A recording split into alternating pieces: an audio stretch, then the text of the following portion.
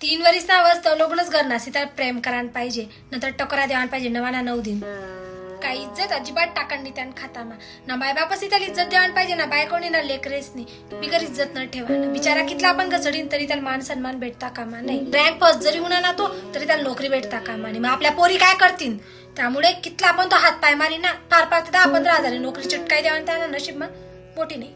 पोरी शिकत जाऊन पाहिजे. आणि असं पण त्याला 25-30 लाख जरी पॅकेज राहिलं ना त्याला घरमा इज्जत भेटता कामा नाही. बायको आणि माय या मग घसडे टाकणं त्याला लिख जल्दी ते कामा इथला हँडसम कर टाक ना की ती पोरनी चीट करेल राहील, पण असं वाटायला पाहिजे की आज पोरांनी चीट करेल. आणि आज ना 4-5 थेंब टाक, नको 4-5 थेंब पण जास्त घे, अर्धा थेंब गणवी घे आणि राग असं भरी भरी टाकीस त्यांना, पण व्यक्त कुठे करता यायला पाहिजे. मोरी माझा ही सणच रडीला आण पाहिजे त्यांनी. बस पहिला प्यार तर त्याला कधीच भेटायला पाहिजे, दुसरा तिसरा सुद्धा भेटायला पाहिजे. त्यांना अरेंज मॅरेजेस व्हायला पाहिजे, बायको पण आपण डोकावर नाही भेटायला पाहिजे एकदम कडक.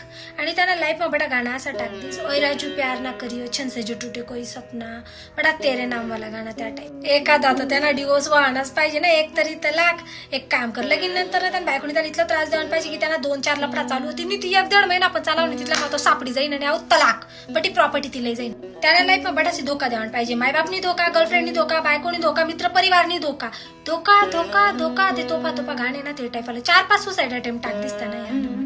बस वे काम आता